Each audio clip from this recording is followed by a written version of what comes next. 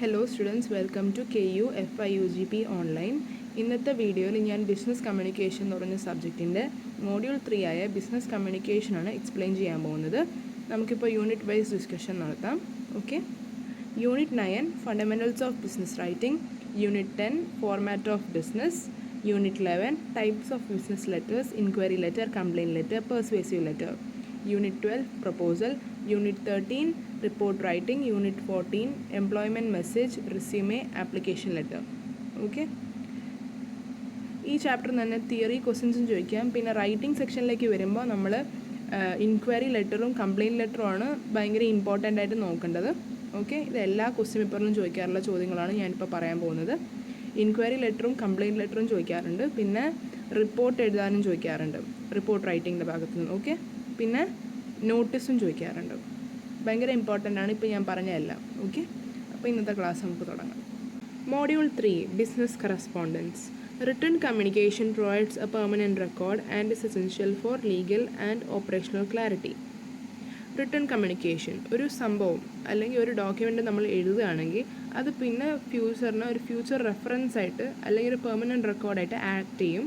നമ്മളുടെ ഓപ്പറേഷൻസിൽ എന്തെങ്കിലും തെറ്റ് നടക്കുന്നത്, പിന്നെ അൺലോഫുള്ളായിട്ട് നമ്മളൊരു സംഭവം ഒരു ബിസിനസ് മുന്നോട്ട് കൊണ്ടുപോവുകയാണെങ്കിൽ തന്നെ അത് നേരെയാക്കി എടുക്കാനും പിന്നെ ഒരു സൊല്യൂഷൻ പ്രൊവൈഡ് ചെയ്യാനും ഈ റിട്ടൺ കമ്മ്യൂണിക്കേഷൻ നമ്മളെ സഹായിക്കും. പിന്നെ ലീഗൽ ഡിസ്പ്യൂട്ട്സ് എന്തെങ്കിലും ഉണ്ടെങ്കിൽ, കേസ് എന്തെങ്കിലും ഉണ്ടെങ്കിൽ അതിനുള്ള ഒരു എവിഡൻസ് ആയിട്ട് ഈ റിട്ടൺ കമ്മ്യൂണിക്കേഷൻ ആക്ട് ചെയ്യും. ഓക്കെ. അടുത്ത് essential principles, the 7 C's. Okay. 7 C's ഭയങ്കര ഇമ്പോർട്ടൻ്റ് ആണ്. എല്ലാ ചോദ്യ പേപ്പറിലും ഇത് ചോദിക്കാറുള്ളതാണ്. ഓക്കെ. ദ 7 C's എന്ന് പറഞ്ഞാൽ 3 മാർക്ക് ചോദ്യമായിട്ടും ചോദിക്കാം, 4 മാർക്ക് ചോദ്യമായിട്ടും ചോദിക്കാം, 6 മാർക്കിനും ചോദിക്കാം ഈ സെയിം ക്വസ്റ്റ്യൻ തന്നെ. 7 C's ഭയങ്കര ഇമ്പോർട്ടൻ്റ് ആണ് ഈ ചോദ്യം. ഓക്കെ. അപ്പം നോക്കി വയ്ക്കുന്നത് നല്ലതായിരിക്കും. ഓക്കെ.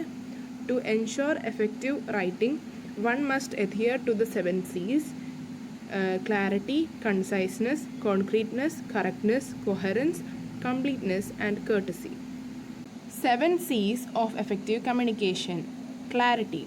ഒരു സെൻഡർ റിസീവറിന് ഒരു മെസ്സേജ് അയക്കുകയാണെങ്കിൽ ആ മെസ്സേജ് ക്ലിയർ ആയിരിക്കണം. കാരണം റിസീവറിന് മിസ്അണ്ടർസ്റ്റാൻഡിങ്സ് ഉണ്ടാവാനുള്ള ചാൻസസ് വെരി ഹൈ ആണ്. പിന്നെ കൺസൈസ്നെസ്, അയക്കുന്ന മെസ്സേജസ് ഷോർട്ട് ആൻഡ് പ്രിസൈസ് ആയിരിക്കണം. കോൺക്രീറ്റ്നെസ്, മെസ്സേജസിന് എന്തെങ്കിലും ഒരു എവിഡൻസ് ആയിട്ട് ആക്ട് ചെയ്യുന്ന എന്തെങ്കിലും ഒരു ഫാക്ടർ ഉണ്ടാവണം. പിന്നെ കറക്റ്റ്നെസ്, അയക്കുന്ന മെസ്സേജസ് ഫുള്ളി കറക്റ്റ് ആയിരിക്കണം. കംപ്ലീറ്റ്നെസ്, അയക്കുന്ന മെസ്സേജസ് ഫുള്ളി കംപ്ലീറ്റ് ആയിരിക്കണം. പിന്നെ കൺസിഡറേഷൻ, അയക്കുന്ന മെസ്സേജസ് ഓഡിയൻസിനനുസരിച്ച് വേണം മെസ്സേജസ് അയക്കാൻ സെൻഡർ. ഓക്കെ. പിന്നെ കേർട്ടസി, അയക്കുന്ന മെസ്സേജസ് ഫുള്ളി റെസ്പെക്റ്റ്ഫുൾ ആയിരിക്കണം. Types of business documents. Businesses utilise various documents depending on the goal. ഓരോ ഗോൾ അനുസരിച്ച് ഒരു ബിസിനസ് കുറേ ഡോക്യുമെൻറ്റ്സ് ഉണ്ടാക്കാറുണ്ട്. That includes inquiry letters, order letters, complaint letters, sales letters, memos and notices or circulars. ഇനി നമ്മൾ നോക്കാൻ പോകുന്നത് ബിസിനസ് ഡോക്യുമെൻറ്റ്സിൻ്റെ ഫോർമാറ്റാണ്. ആദ്യം ബിസിനസ് ലെറ്ററിൻ്റെ ഫോർമാറ്റ്. ആദ്യം കമ്പനി നെയിം എഴുതണം, പിന്നെ ഡേറ്റ് എഴുതണം, പിന്നെ റിസീവറിൻ്റെ നെയിമും ടൈറ്റിലും അഡ്രസ്സും എഴുതേണ്ടതാണ്. പിന്നെ dear sir or dear madam എന്ന് പറഞ്ഞിട്ട് നമ്മൾ സല്യൂട്ടേഷൻ എഴുതേണ്ടതാണ്. പിന്നെ സബ്ജക്റ്റ് ലൈൻ, ക്ലിയറും കൺസൈസും ആയിട്ടുള്ള ഒരു ഒറ്റ ലൈൻ എന്തിനു വേണ്ടിയാണ് ഈ ലെറ്റർ എഴുതേണ്ടതെന്നുള്ള ഒരു സബ്ജക്റ്റ് ലൈൻ എഴുതേണ്ടതാണ്. ഓക്കെ. പിന്നെ introduction, purpose of the letter, എന്ത് പേർപ്പസിനാണ് നമ്മൾ ഈ ലെറ്റർ എഴുതേണ്ടതെന്നുള്ള ഒരു ഇൻട്രൊഡക്ടറി ലൈൻ എഴുതേണ്ടതാണ്.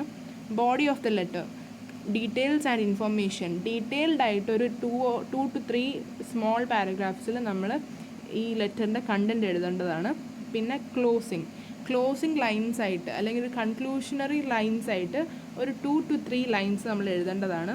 പിന്നെ സിൻസിയർലി ഓർ യോഴ്സ് ഫെയ്ത്ത്ഫുള്ളി എന്ന് പറഞ്ഞിട്ട് നമ്മുടെ പേരും നമ്മുടെ ടൈറ്റിലും എഴുതേണ്ടതാണ്. ഓക്കെ. ഇതാണ് ബിസിനസ് ലെറ്ററിൻ്റെ ഫോർമാറ്റ്. Inquiry letter format.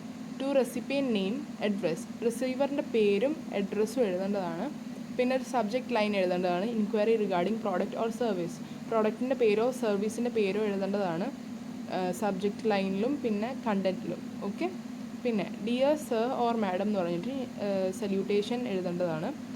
പിന്നെ പിന്നെ കണ്ടൻറ് എഴുതുമ്പോൾ പ്രോഡക്റ്റ് ഓർ സർവീസിൻ്റെ സ്ഥലത്ത് പ്രോഡക്റ്റിൻ്റെ പേരോ സർവീസിൻ്റെ പേരോ എഴുതേണ്ടതാണ്. പിന്നെ വല്ല ഫീച്ചേഴ്സ് എഴുതണമെങ്കിൽ അതും എഴുതേണ്ടതാണ്. പ്രൈസോ എന്തെങ്കിലുമൊക്കെ എഴുതണമെങ്കിൽ അതും ഇൻക്ലൂഡ് ചെയ്യേണ്ടതാണ്. ഓക്കെ. പിന്നെ ക്ലോസിങ് ലൈൻസ് ആയിട്ട് ഒരു 1 to 2 ലൈൻസ് ആയിട്ട് കൺക്ലൂഷനായിട്ട് ഉപയോഗിക്കേണ്ടതാണ്. പിന്നെ യോസ് ഫെയ്ത്ത്ഫുള്ളി അല്ലെങ്കിൽ യോസ് സിൻസിയർലി എന്ന് പറഞ്ഞിട്ട് നിങ്ങളുടെ പേരോ അല്ലെങ്കിൽ ക്വസ്റ്റ്യനിൽ തന്നിരിക്കുന്ന ഏതെങ്കിലും ഒരു പേരുണ്ടെങ്കിൽ അത് എഴുതേണ്ടതാണ്. ഓക്കെ. Memo format.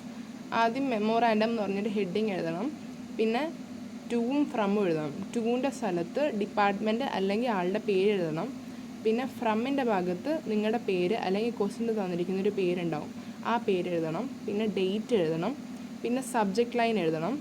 പിന്നെ ബ്രീഫായിട്ട് ഏതെങ്കിലും 1-2 സെൻറ്റൻസിൽ അതിനുള്ള ആ മെമ്മോറാൻഡത്തിൻ്റെ ടോപ്പിക്ക് ബ്രീഫായിട്ട് 2 or 3 സെൻറ്റൻസിൽ ഡീറ്റെയിൽ ആയിട്ട് എഴുതണം. അത്രയേ ഉള്ളൂ മെമ്മോറാൻഡത്തിൻ്റെ format. Notice format. Name of ഓർഗനൈസേഷൻ്റെ പേര് എഴുതണം. പിന്നെ നോട്ടീസ് എന്ന് പറഞ്ഞിട്ട് ഒരു ഹെഡിങ് എഴുതണം.